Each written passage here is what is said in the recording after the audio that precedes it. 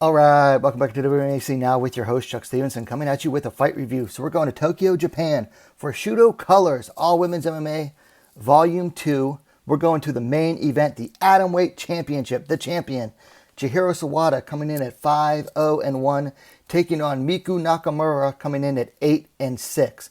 Now this was a rematch from November of 2021. Almost 2 years later, or just over 2 years later.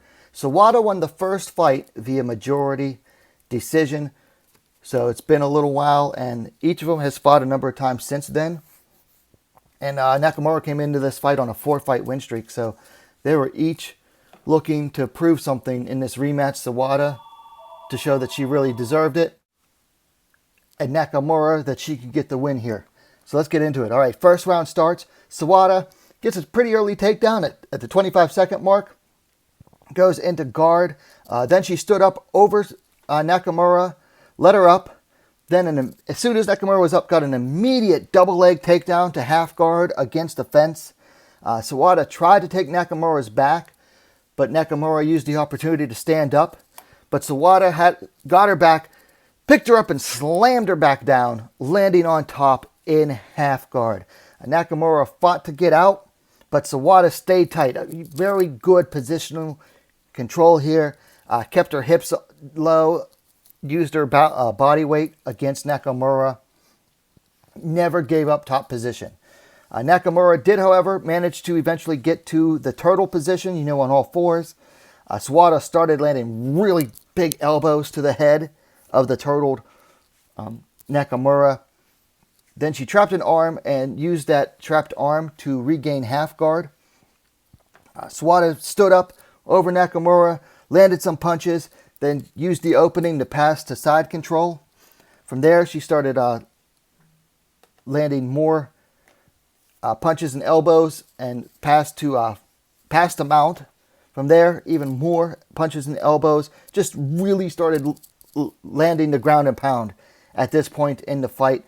Nakamura, all she could do was basically roll from side to side to try to defend. She was stuck there in mount, getting rained on. More heavy punches from the champ opened up. Nakamura put up her arms.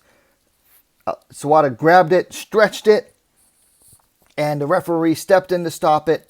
4 minutes, 57 seconds of round one. Your winner, Chihiro Sawada, via technical submission due to armbar. She retains the Atomweight Championship. Now, I want to talk about this technical sub. You see this a lot in Japan, where as soon as the limb gets stretched out, the referee steps in to prevent more damage. Now, I'm not a fan of the technical submission. Let the fighters, fight out of it, or give them an opportunity to before they tap. However, I'll see if I can, excuse me, I'll see if I can find a picture of it. Sawada was stretching out Nakamura's right arm, but her left arm was trapped under Sawada's legs. So even if Nakamura wanted to tap out, she was stuck and unable to do so. So this one, not the worst. Although it, unfortunate for Nakamura that 3 more seconds and she'd have beat the bell. Or she'd have, made it to the second round. So Sawada takes the rematch against Nakamura, improves from a majority decision in the first fight to a first round finish, puts a stamp on it. If we ever see a third fight, it's going to be a long time from now. Unfortunately for Miku Nakamura, this snaps her 4-fight winning streak, and she is back to the drawing board. The big question, though, after this fight is what's left or what's next for Chihiro Sawada. There's nobody left right now in Shooto's Atomweight division. I tried to look over it. From all the fighters I could find, there's nobody really left for her, which is why they had the rematch in the first place. So does she go to Deep? Does she go to Ryzen? Does she go overseas? That's a big question. We'll get into that in a minute here. So let's talk things to work on for the champ, Chihiro Sawada. I would have liked to see her start throwing ground and pound earlier. She spent a good part of the round just working on keeping positional control. But I think if she starts opening up the ground and pound earlier, it's going to give her more opportunities. Not only more opportunities to get better positioning, but ground and pound is also really good for opening up submission opportunities as well. So start throwing that ground and pound earlier. For Miku Nakamura, obviously, takedown defense. Her takedown defense absolutely betrayed her in this fight. She got taken down, what, once? Twice? 3 times. Now, the slam, that's a little harder to defend against when you get picked up from behind like that. But 3 takedowns in a single round, none of them defended. Got to work on that takedown defense. Especially, you're fighting someone whose base is wrestling. That's the number one priority in camp, is working on that takedown defense. Sometimes it's just not good enough. I mean, Sawada's a darn good wrestler. But that's definitely what she has to work on.